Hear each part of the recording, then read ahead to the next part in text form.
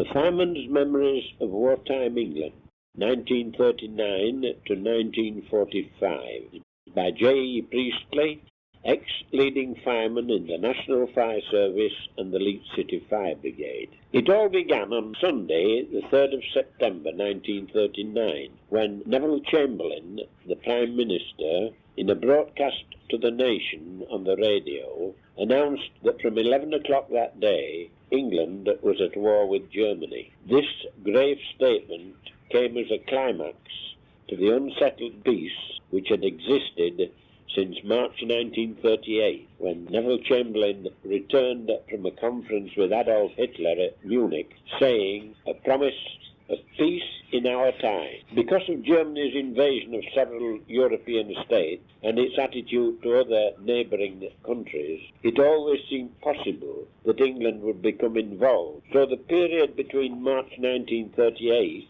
and September 1939 was used in an almost frenzied state of preparation. In the event of war with Germany, the danger of air attack on our country was only too obvious a possibility. So the authorities formed the Auxiliary Fire Service, which trained the volunteers in the elementary requirements of firefighting on the large scale that could be envisaged from an attack by an enemy equipped with a very large air force. Training in dealing with large-scale fires, aid treatment for people suffering injuries and burn were a definite priority. Also, there was a great fear at that time that the enemy would probably resort to gas and bacterial warfare attacks. This presented a great problem, so much so that every person, man, woman and child, was issued with a gas mask and received instructions on how these had to be worn in the event of the warning that an air raid was imminent. The civilian mask was quite a simple one, but the one issued to the services, both armed and civilian, were of a more complicated design. The civilian services were the police, fire, ambulance and air raid wardens, the latter being a body of men and women recruited to help and guide the population to the air raid shelters in the event of a raid, and also that the blackout was complete during the hours of darkness. It was realised that London would be a major target for the enemy, and the safety of the population, especially in the densely populated areas, was of much concern. The underground railway system, which is there in London, was used at night time as air raid shelter, and all the stations were thrown open to the public to go down there to sleep. All over the country, basements and cellars were reinforced with steel girders, and to people who had a garden, or a backyard as you know it, they could be issued with an Anderson shelter, which was a number of arched metal sheets which could be erected easily in a garden and would afford shelter for about 8 people. All this work, of course, involved quite a lot of time, and it was very fortunate, really, for we people in England, that what had become known as the phony war existed. That was that between the period of the outbreak of war on September the 3rd, it wasn't until the autumn of 1940 that air raids became common. With the outbreak of war, the Auxiliary Fire Service was made into a full-time organisation, and recruiting went ahead very, very rapidly. Meanwhile, the country had been immediately put on rationing, and all food and clothing and such like commodities were put on ration. With the outbreak of war came the issue of identity cards, when each person was issued with his own particular number. And this was something that had been never before done in England, as far as I'm aware, and came as quite a novelty. And also, because of the danger to the population from air attack, it was decided that school children, should be evacuated to the country. And so there was a general exodus throughout the country from the big cities and towns of children armed with their gas masks getting into the trains and being whisked off into the countryside, where people opened their doors to these children, and which, in retrospect, was a very great tribute to the British nation. During the period between September 39 and September 1940, we were able to build up the strength of our air force while the Germans were consolidating their conquest of Poland and had made deep inroads into France, having subjugated Belgium and Holland. And then came the Battle of Britain, the idea being that Hitler was not able, or didn't think himself able, to invade England while ever we had an air force to cover our navy. And so that is when the war really started so far as England was concerned in a defensive capacity. Our forces had been sent over to France, the expeditionary force had gone over to France, but were fast retreating. The heroic deeds of our fighter pilots in the Hurricanes and Spitfires, and the wonderful retreat from Dunkirk, in which more than 300,000 of the Allied troops were rescued, are now matters of history. They must both go down as two of the outstanding incidents of the Great War. But London suffered severely, and the resources and courage of the defence services were severely tested. Firemen from all over the country were called in to help, and the system of reinforcing, which had been taught and practised, was now put to the test. Many lessons were learned during these attacks, one of which was that the fire brigade, which at that time consisted of more than 150 different local fire brigades, with each one having its own auxiliary fire service, was rather too cumbersome to organise on a national basis. And it was as a result of these attacks on London and the provinces that the National Fire Service was formed, which changed the state of the brigade, that all members of the firefighting service were made into one body, the National Fire Service, with approximately 6 regions, with each having its own commander. This helped in the system of reinforcing to a great degree and made the service more able to help its neighbours than had been the case formerly. Meanwhile, the government of the country had been put on a national basis, and instead of it being a one-party government, it was made into an all-party government, and the head of which was Winston Churchill. This appointment was one of the most significant decisions of the whole war, for Winston Churchill proved to be a most energetic and inspiring leader, and certainly helped to sustain the morale of the country during these years of office. During these dark days and periods of great hardship, Winston Churchill proved a most inspiring leader, and much is owed by this country to his inspiration and leadership. From the outbreak of war, the fire brigades had realised that in the event of an aerial attack, the water system in the mains would probably be rendered useless.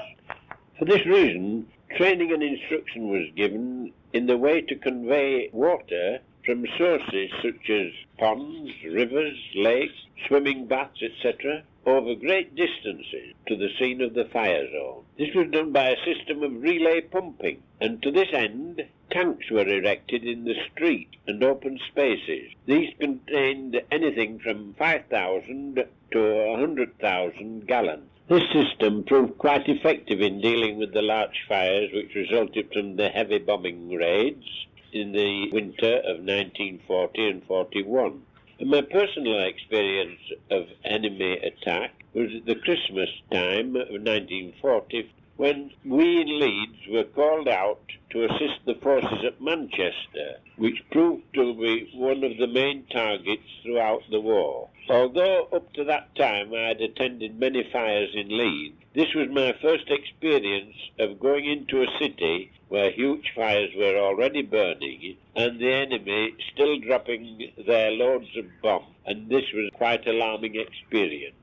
This enemy raid lasted for 2 successive nights, and although it appeared chaotic at times and the organisation seemed to be strained to its utmost, it is a credit to the service in general that on the 3rd day most of those fires were well under control. There were many casualties among the fire service personnel, some of which were fatal, but fortunately I was able to return to Leeds with my crew tired, but otherwise unharmed. During the war years, I was called to many other cities, such as Liverpool, Birmingham, Hull, Coventry, and our own raids in Leeds.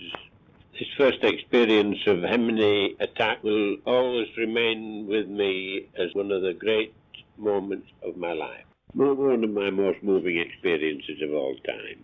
Right from the outbreak of war, precautions were taken against the possibility of invasion by enemy troops. The coastline away round Britain was protected in every way possible. Huge concrete blocks were erected on the beaches. Rolls and rolls, miles and miles of barbed wire were there. And what was thought to be the most vulnerable point, huge concrete gun emplacements were erected. All the road signs, direct signs, were removed throughout the country, and all motor vehicles were equipped with masked headlights, which allowed the very minimum amount of light to be shown. A large number of the adult male population who were not considered suitable for overseas active service or even full-time army duties, or were engaged in munition factories or the food industry, they were recruited into a part-time army known as the Home Guard. This was recruited for the main purpose of repelling any possible invaders, and it became a branch of the Army Defence Force. Because of the age of some of these members, it became familiarly known as Dad's Army, and in later years it became a very, very successful television series, and it was very well received in Britain because it illustrated many times the humorous side that always happens during the most serious occasion. These were very dark days, but as always there is that lighter side. At Christmas time, families did their best to keep up the old tradition, and the fire brigade was no exception. For several weeks before Christmas, at my fire station, the firemen would spend what spare time they had in making toys for the children. A Christmas party would be organised, and by a period of self-denial, the children were given a real splendid Christmas party. No Christmas party would be complete without Santa Claus, and this role was always filled with great success by Station Officer Arthur, Susan's granddad, who looked the part in his red and white outfit and who obviously enjoyed every moment of the party. Every effort was made to sustain and boost the morale of the British population, especially those people who were engaged in war. And to this end, the radio played, or wireless as we knew it at that time, the wireless played no small part in sustaining this morale by putting out such shows as Itmar, Tommy Hambley, the comedian, causing a little bit of laughter, and also Music While You Work. Now this program was found to be very beneficial to those people working on mission clothing factories, etc., because a test was made and it was found that the workers responded readily to the music while they were working, and it was a program called Music While You Work. And also, during this time, there was many concert parties organised, and these travelled the country, visiting military barracks, RAF stations, naval establishments, presenting their concerts all over the country, and these were well received. They were also accompanied by many professionals, and these people became organised under the banner of ENSA. They were organised and they went all over the country, and also they travelled overseas. And one of the most famous names among those artists and actors was Vera Lynn, now of course Dame Vera Lynn. And she became famous for her one particular song, Bluebirds Over the White Cliffs of Dover. And this became the theme song of the British Army overseas. There were many popular songs at that time, some of which I do recall the titles of, such as Run Rabbit Run, We're Going to Hang Out the Washing on the Secret Line. And one that does come to mind is Lily Marlene. Now Lily Marlene was the marching song of the German army in the desert of North Africa, and it became one of our top hits. And it's very interesting to recall that while that became one of our favourite songs, the Germans responded also and adopted It's a Long Way to Tipperary as one of their marches. But But to revert to the more serious side of the war for a moment or two, I'd like to make the following observation. For quite a long time now, the submarines of the German Navy had really played havoc among our merchant shipping. As a result, the import of fruit and vegetables from overseas became quite a rarity. So when it was announced by the local greengrocer that he had received a supply of oranges or bananas or whatever, there was an immediate rush round to this shop, and we were queuing to get our allocation of an orange or an apple, a banana or such like. Eggs also presented a problem during the war because these became in very short supply. And at your local dealer, it was only occasionally when it was your turn to have what became known as your egg, and on those occasions each ration book got one egg.